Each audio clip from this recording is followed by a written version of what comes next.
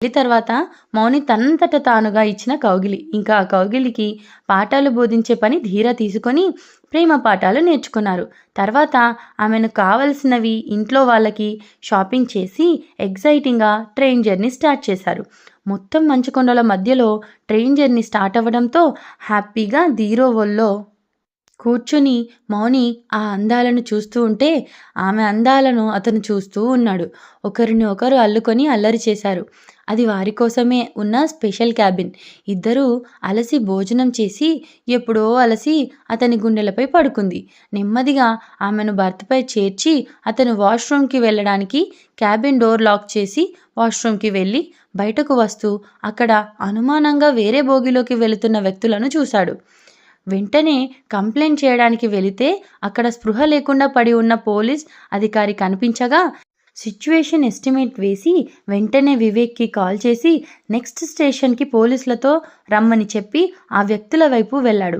నలుగురు ఆల్మోస్ట్ 3 బోగీలు దాటి అందరూ మత్తు నిద్రలో ఉంటే చిన్నపిల్లలను కిడ్నాప్ చేసి ఒక బాంబ్ ఆ పాపకు ఫిక్స్ చేసే టైంకి అక్కడికి చేరిన ధీర తన పేరుకు తగ్గట్లుగా ధీరుడిగా తన రొమ్ము విరిచి సింహం జూలు వదిలించినట్లుగా జూలు హెయిర్ని ఎగిరేస్తూ ఒక్క దూకుతో వాళ్ళను చేరి గట్టిగా ఒక్కొక్కడికి చెంప చెల్లు మనిపించి ఆ పాపను ఒడిలోకి తీసుకున్నాడు.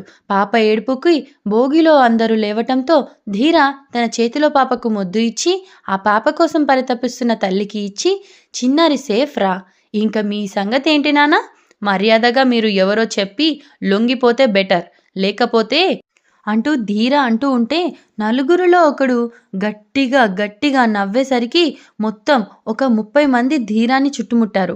ఓహో, గట్టిగానే ప్లాన్ చేశారు. ఫస్ట్ టైం నా వైఫ్ ట్రైన్ జర్నీ చేద్దాము అంది.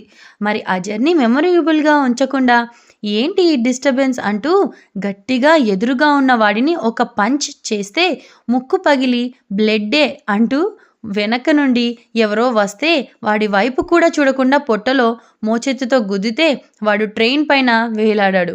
అలా ఒకసారి పోకిరిలో మహేష్ బాబులాగా, మరోసారి మిర్చిలో ప్రభాస్ లాగా, మరోసారి RRRలో రామ్ చరణ్ లాగా, ఒకసారి ఇద్దరిని మరోసారి ముగ్గురిని ఉతికి ఆరేసిన వారిని మడత పెడుతున్న టైంలో ఒకడు ఐరన్ రాడ్తో ధీరా నెత్తి మీద కొట్టాడు.